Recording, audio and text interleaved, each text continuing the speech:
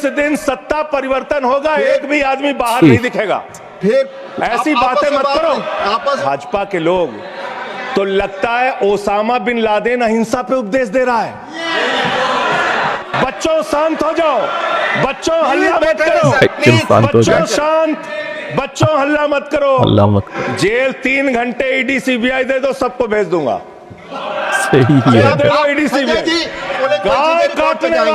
गाय काटने वाली कंपनी से चंदा लेने वाले लोग मेरे ऊपर सवाल उठा रहे, आप उनको रंगिया करें। हिम्मत शर्म तो है ही नहीं, क्या करेंगे? हिम्मत कैसे हुई आपकी? आप लोग घास छील रहे थे क्या? आपकी सरकार घास छील रही थी क्या? अस्सलाम वालेकुम गाइस, कैसे हैं आप सब? मैं उम्मीद कर रहा हूं आप सब अच्छे होंगे, खैरियत से होंगे। मैं भी बहुत अच्छा हूं, आप लोगों की दुआएं और अल्लाह ताला के रहम करम से। दोस्तों, मैं हूं शाहनवाज अहमद इंडिया से। आज की वीडियो माइक चेक चैनल से है, लिंक डिस्क्रिप्शन में है, आप चेकआउट कर सकते हो। भैया बहुत अच्छी वीडियो बनाते हैं, आप लोग उन्हें भी सपोर्ट करें और मुझे भी सपोर्ट कीजिएगा। दोस्तों, आप लोग संजय सिंह जी को तो जानते होंगे, पहचानते होंगे। संजय सिंह जी आप पार्टी के नेता हैं। जब वो सदन में खड़े होकर स्पीच देते हैं तो लगता है कि हाँ, कोई नेता स्पीच दे रहा है। एक नेता के अंदर जो क्वालिटीज होनी चाहिए वो संजय सिंह जी के अंदर देखने को मिलता है। उनके जो शब्द होते हैं बड़े ही बेबाकी के साथ निडरता से निकलते हैं, वरना आज के माहौल को देखते हुए सदन में खड़े होकर सत्ता पक्ष के द्वारा की गई कार्यों का विरोध तो दूर की चीज है, उस पर बात करने से भी कतराते हैं बहुत से नेता। मैं किसी छोटे मोटे नेता की बात नहीं कर रहा हूं दोस्तों, मैं उन लोगों की बात कर रहा हूं जो अपने दल में राष्ट्रीय अध्यक्ष का पद रखते हैं। वो तो ऊपर वाले का शुक्र है कि हमारे बीच संजय सिंह और उनके जैसे कुछ नेता मौजूद हैं, जो हक और इंसाफ की बात करते हैं, जो शोषित वंचित की बात करते हैं, जो दलित, पिछड़े और अल्पसंख्यकों की बात करते हैं। आप लोग तो समझदार हैं, समझ ही गए होंगे उन नेताओं के स्पीच, उनके विचारों को अगर आप सुनते होंगे तो, कि मैं किन किन नेताओं की बात कर रहा हूं, जो लोकसभा और राज्यसभा में खड़े होकर सरकार की आंखों में आंखें डालकर बात करते हैं, सत्ता के गलत नीतियों के बिल फाड़ने का हिम्मत रखते हैं। राज्यसभा में वोट चोरी को लेकर संजय सिंह जी ने सत्ता पक्ष को पूरी तरह से धो डाला। मैं जानता हूं ये वीडियो कुछ अनभक्तों को पसंद नहीं आएगी, मगर क्या करें, जो सच्चाई है उसे तो फेस करना ही पड़ेगा। हम उन अनभक्तों के दर्द को समझ सकते हैं। आइए हम पहले ये वीडियो देखते हैं, बाकी बातें वीडियो के लास्ट में करेंगे। वीडियो पसंद आए तो लाइक, शेयर, कमेंट जरूर कीजिएगा। हमें सपोर्ट करने के लिए चैनल को सब्सक्राइब करके बेल आइकन प्रेस कर दीजिएगा। आइए वीडियो शुरू कर लेते हैं। हमारे प्रधानमंत्री जी भारत के संविधान पे शपथ लेकर देश के प्रधानमंत्री बने। बेशक यहाँ पे बैठे हुए सांसद संविधान की शपथ लेते हैं, मंत्री संविधान की शपथ लेते हैं। सही है, लेकिन संविधान में लिखी हुई बातों को नहीं मानते। ये बात धर्मनिरपेक्षता से इनको मतलब नहीं है। हाँ, ये तो हमको अगर दर्शन करना होता है मान्यवर, तो हम काशी जाते हैं, हाँ, महाकाल का दर्शन करने उज्जैन जाते हैं, सही है, प्रभु श्री राम का दर्शन करने अयोध्या जाते हैं। लेकिन भाजपाइयों को जब दर्शन करना होता है तो ये मस्जिद में भगवान का दर्शन करने जाते हैं। मस्जिद में भगवान का दर्शन करने जाते हैं। सही है, मस्जिद में मंदिर खोज रहे हैं पूरे देश। सही है, बिल्कुल सही। तो इसलिए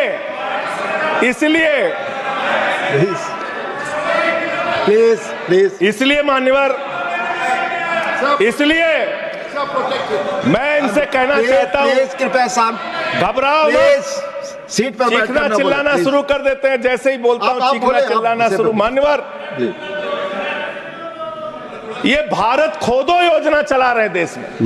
सही है, भारत खोदो योजना, सही बात। अरे मैं कहता हूं अगर इतना ही खोदना है, कल को कोई आके दावा करेगा संसद को खोद दो, कम से कम प्रधानमंत्री की डिग्री मिल जाएगी। उसका तो पता चल जाएगा कहां है। संसद खोद दो। ये भारत खोदो योजना बंद करो, इससे देश का विकास होने वाला नहीं है। नहीं होने वाला। एक ऐसी सरकार जिसने, अब देखिए टोका टोकी करेंगे। बोलिए ना, आप बोलिए, आप क्यों उधर बात अभी ये लोग जब बोल रहे थे मैं चुपचाप सुना। आप बोलिए। अगर जेल वेल की बात करोगे ना, जिस दिन सत्ता परिवर्तन होगा एक भी आदमी बाहर नहीं दिखेगा। फिर ऐसी बातें मत करो, आपस में बात नहीं। ये धमकी देने की बातें मत करो। धमकी दिया जा रहा है, आपस में कोई बात नहीं। संजय जी सोचिए जरा, धमकी दिया जा रहा है। नहीं, कोई नहीं, आप लोग आपस में कंट्रोल कीजिए सर। सभी लोग आपस में बात, प्लीज आप बैठे रहें। प्लीज ऐसे धमकी देके काम मत करो। आप विषय पे बोले, विषय बोले। अडानी की दलाली करने वाली सरकार हमसे आप सवाल बोले कर रही विषय पर संजय जी, जो विषय बोलेंगे ये विषय पर भ्रष्टाचार बोलिए, पे बोलेंगे। विषय पर बोलिए प्लीज, विषय पर बोलिए प्लीज। अडानी की दलाली करने वाले लोग हमसे सवाल करेंगे। मानिए मुझे लगता है कि संजय जी अपना आपा खो गए हैं और उन्होंने नड्डा जी अपनी शब्दावली को ध्यान में रखना चाहिए और ये जो शब्दावली को ध्यान में रखवा रहा है। वाक्य इस्तेमाल किया ये एक्सपंज होना चाहिए। स्पंज होना चाहिए। हाँ बोले प्लीज प्लीज प्लीज बैठ सर दिल्ली में प्लीज। जेल 3 घंटे ईडी सीबीआई दे दो, सबको भेज दूंगा। सही है, दे दो ईडी संजय सीबीआई। जी आप सही बोलते है। हैं, प्रवोक करते हैं, 3 आप विषय घंटे पर दे बोलिए। दो। ये सब चीजें नहीं जाएंगी, ये सब चीजें नहीं जाएंगी रिकॉर्ड पे प्लीज। वो बोल रहे हैं जेल क्यों आपस गए? में बात न करें, आप बोले संविधान पर। नहीं, आप रोक रहे हैं आप उनको, आपस सर। में बात न करें प्लीज प्लीज।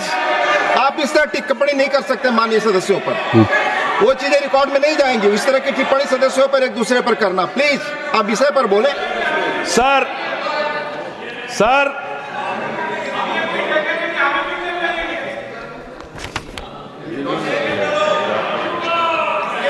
3 सर आप ही का चेहरा दिख रहा है सर। नहीं मेरा चेहरा नहीं, चेहरा आपका दिख रहा, आप आपके बोलिए चेहरा तो तो सर आप बोलिए। ये लोग भ्रष्टाचार के खिलाफ जब बोलते हैं, भ्रष्टाचार के खिलाफ जब बोलते हैं भाजपा के लोग, तो लगता है ओसामा बिन लादेन अहिंसा पे उपदेश दे रहा है। ये भ्रष्टाचार के खिलाफ बोलेंगे। 3,02,000 करोड़ रुपए का ठेका इन लोगों ने इलेक्टोरल बॉन्ड के नाम पे लिया सर। 3,02,000 करोड़ रुपए का ठेका इन लोगों ने इलेक्टोरल बॉन्ड के नाम विषय पे पर बोलिए दिया संजय जी, है। विषय पर प्लीज, सर विषय पर सही बोलिए। सर जो आप मालूम है कि विषय पर बोले, कोई गाय चीजें रिकॉर्ड पे काटने जाएंगी। वाली गाय काटने वाली कंपनी से चंदा लेने वाले लोग मेरे ऊपर सवाल उठा रहे हैं।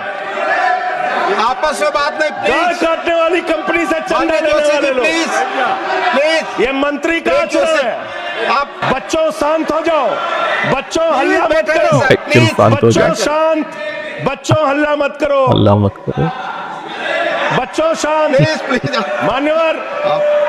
मान्यवर ये हमारा टाइम खाने की कोशिश कर रहे हैं। समझ कि गए। जिस संविधान ने ये ताकत दी है कि वो वोटर्स लिस्ट के बारे में जो चर्चा कर रहे हैं कि उसको कटवाने का, वो प्रोविजन भी संविधान के अंतर्गत ही है। और उसमें देखने वाली बात यह है कि ये इतने दिन सत्ता पे कहीं रोहिंग्या और बांग्लादेशी के वोटों पर तो नहीं बने हुए थे।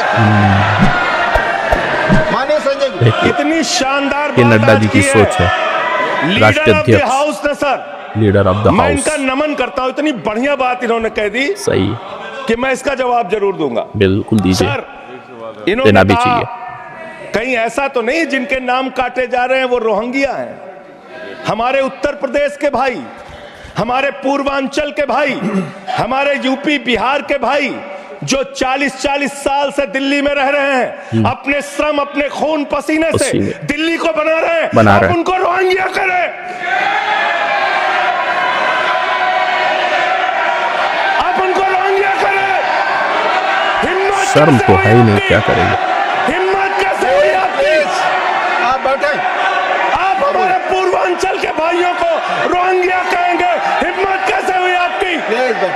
देश में नफरत की राजनीति करते करते लोग की सोच भी एकदम घटिया हो गई है। पूर्वांचल के लोगों को ये बांग्लादेशी कह रहे हैं। मैं नाम पढ़ रहा हूं, राम सिंह बसंत विहार में रहते हैं, उनका वोट कटवाया गया। राम सिंह हिंदू है, प्लीज बैठ जाइए। बसंत विहार में बैठिए, रहते आप हैं। सब बैठिए बैठिए। ये पता है सर, आपके सदन पर रखूंगा। बिल्कुल। ये हिंदू लोग हैं, हिंदू लोग हैं। इनका नाम राम है, इनका नाम राम है, राम, इनका नाम राम है, राम। प्लीज बैठे। छोटेलाल वर्मा, आप बैठे। छोटेलाल वर्मा, अंबेडकर नगर, बस्ती, आरके पुरम, दिल्ली, इनका नाम कटवाया गया। सोनिया, अंबेडकर नगर, बस्ती, आर के पुरम, इनका नाम कटवाने की अर्जी दी गई। संतोष अर्जी कुमार, दी गई। अंबेडकर नगर बस्ती, आर के पुरम, इनका नाम कटवाने की अर्जी दी गई। आशा, अंबेडकर नगर बस्ती, आर के पुरम, इनका नाम कटवाने की अर्जी दी गई। कौन दे रहा है? गीता, हरकेश, सुशील कुमार, नरेंद्र, सुमन, ये सारे नाम लेके आया हूं। ये हमारे यूपी के, बिहार के, ये दिल्ली में रहने वाले 40-40 साल पुराने रहने वाले लोग हैं। ये बांग्लादेशी नहीं है, 40-40 ये साल रोहिंग्या नहीं है। और बांग्लादेशी घुसपैठिया सर, पिछले 10 साल से हिंदुस्तान में किसकी सरकार है सर? बेशक किसकी क्या सरकार? यहाँ पे ट्रम्प की सरकार सवाल है? तो है। क्या ओबामा की सरकार है यहाँ पे? यहाँ 10 साल से किसकी सरकार है?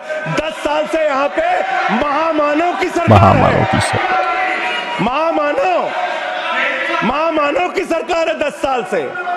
मैं महामानव से पूछना चाहता हूँ, नरेंद्र मोदी जी से पूछना चाहता हूँ, अमित शाह जी से पूछना चाहता हूँ, सीमा की सुरक्षा किसके जिम्मे है? अमित शाह के जिम्मे है। सीमा किससे लगती है बांग्लादेश की?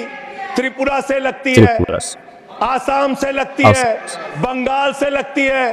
कोई बांग्लादेशी त्रिपुरा से, बंगाल से, आसाम से, झारखंड पार करके, यूपी पार करके, बिहार पार करके दिल्ली कैसे आ गया? कैसे? आप लोग घास छील रहे थे क्या? आपकी सरकार घास छील रही थी क्या? कैसे आ गए भाई? सही सवाल है। बांग्लादेशी। और 10 साल में 10 बांग्लादेशी घुसपैठिया दिल्ली से भगाया हो तो उसका नाम बता दो, उसका नाम बता दो। 10 साल में 10 बांग्लादेशी मार्के की बात कही, दिल्ली से बहुत भगाया ही हो शानदार तो बात उसका कही। नाम बताओ ना। राजनीति क्यों करते हो? नरेंद्र मोदी का दोस्त अडानी बांग्लादेश को बिजली सप्लाई करता है। आप विषय पर बिजली बोलिए। सप्लाई करता है सर। प्रधानमंत्री बिजली पर सप्लाई आप- करता है। भारत की बिजली चोरी करके, वही रिकॉर्ड भारत पे की जाएगी। बिजली चोरी रिकॉर्ड करके पे रिकॉर्ड। बांग्लादेशियों का घर रोशन आप करते हो। संविधान पर बोलिए संजय जी, हमें वही ज्ञान रिकॉर्ड पे बता रहे जाएगा। हो, प्लीज। हमको ज्ञान बता रहे हो। हजारों करोड़ की बिजली चोरी करके झारखंड की बिजली, सर आप ही आ गए सर, मेरा तो नाम गायब हो जाता हूं मैं सर। झारखंड की बिजली चोरी करके, भारत की स्पीकर बिजली साहब शायद चोरी झारखंड से करके हैं। अडानी बांग्लादेश को पहुंचाता है। ये आरोप, ये आप ही सब्सटेट करेंगे इस आरोप इसको को। भी करेंगे। हाँ, करें जितना आप बोलेंगे सब हाजिर कर देंगे साहब। आप इस Sorry. सब्सटेट करेंगे तो इसलिए आरोप आप लगा रहे हैं। हाँ एकदम करेंगे। Please. ये दोहरी नीति नहीं चलेगी। आपके लड़के कतर के शेखों के साथ बिजनेस करेंगे, दुबई के शेखों के साथ बिजनेस करेंगे, यहाँ मुसलमानों के खिलाफ हिंसा की बात करोगे।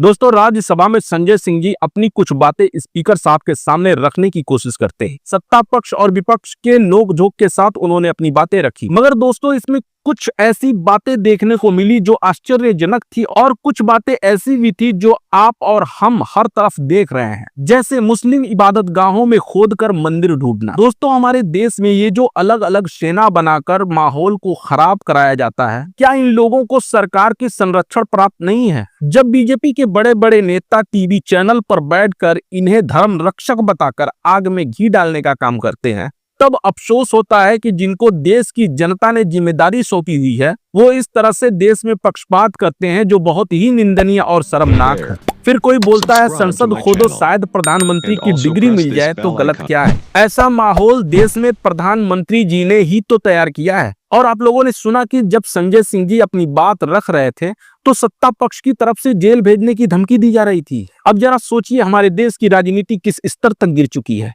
कि एक असेंबली के चुने हुए मेंबर को दूसरा असेंबली का चुना हुआ मेंबर जो कि सत्ता में है वो उसे जेल भेजने की धमकी दे रहा है। मेरे समझ से इससे बड़ा शर्मनाक और दुर्भाग्य इस देश के लिए और कुछ नहीं हो सकता। मैं एक बात कहना चाहूंगा, बीजेपी ने हमारे देश की जो और राजनीतिक पार्टियां हैं उनको राजनीति करना सिखा दिया। जरा सोचिए, 70 साल कहा जाता है कि कांग्रेस ने देश में 70 साल राज किया। अगर कांग्रेस ने इस तरह की राजनीति पिछले 70 साल में की होती तो जो पार्टी कभी 1 या 2 सीट पर सिमट जाया करती थी वो पिछले लोकसभा चुनाव में 400 का ख्वाब देख रही थी। क्या ये मुमकिन होता? दोस्तों, बड़े अफसोस की बात है कि भाजपा के राष्ट्रीय अध्यक्ष जेपी नड्डा साहब संजय सिंह जी के शब्दावली पर सवाल खड़े कर रहे थे। आप लोगों को याद होगा रमेश बिदूड़ी, जब उसने भरी सदन में बीएसपी के सांसद दानिश अली को जब अपशब्द बोल रहा था तो उसे बीजेपी का कोई भी लीडर रोकने नहीं आया और ना ही उसे पार्टी से निष्कासित किया गया। दूसरों पर अंगुली उठाना बहुत आसान होता है, शायद ये लोग भूल जाते हैं कि जब एक अंगुली हम किसी के ऊपर उठाते हैं तो 3 खुद की तरफ होता है। नड्डा जी ने कहा, इतने दिनों से सत्ता में बांग्लादेशी रोहिंग्या के वोटों से तो नहीं बने हुए थे। यहाँ भी आप पार्टी के नेता ने नड्डा जी को पूरी तरह से एक्सपोज कर दिया। जितने भी कटे हुए नाम सदन में पेश किया वो सारे के सारे हिंदू निकले। बांग्लादेशी और रोहिंग्या के नाम पर सत्ता पक्ष की तरफ से विपक्ष के वोटरों का नाम कटवाने के लिए बकायदा अर्जी डाली जा रही है। और एक सवाल ये भी है कि पिछले 13 साल से बीजेपी की सरकार है, फिर भी बांग्लादेशी और रोहिंग्या घुस रहे हैं देश में और आप घास छील रहे हैं। लास्ट में संजय सिंह जी ने जो कहा वो मुझे बहुत अच्छा लगा। 10 साल में 10 बांग्लादेशियों को आपने देश से निकाला हो तो बताओ, बांग्लादेश के नाम पर देश के लोगों को गुमराह करते हो और इनका फ्रेंड देश का बिजली चोरी करके बांग्लादेश को बेचता है। इनके बच्चे विदेशी मुसलमानों के साथ बिजनेस करेंगे, इनके बच्चे विदेशी मुसलमानों के साथ धंधा करेंगे और देश के हिंदू देश के मुसलमानों से नफरत करे। यही चाहती है बीजेपी। खैर, इस वीडियो पर आप लोगों की क्या राय है हमें कमेंट्स बॉक्स में जरूर बताइएगा। वीडियो पसंद आई हो तो लाइक शेयर कमेंट्स में अपनी प्यारी सी राय जरूर दीजिएगा। हमें सपोर्ट करने के लिए चैनल को सब्सक्राइब करके बेल आइकन प्रेस कर दीजिएगा ताकि नेक्स्ट वीडियो जब भी इस चैनल पर अपलोड हो उसकी नोटिफिकेशन आपको मिल सके और आप सबसे पहले वीडियो को देख पाएं। चलिए इजाजत दीजिए, फिर मिलेंगे इसी तरह की एक बेहतरीन सी वीडियो के साथ। तब तक आप अपना ढेर सारा ख्याल रखें। अल्लाह हाफिज।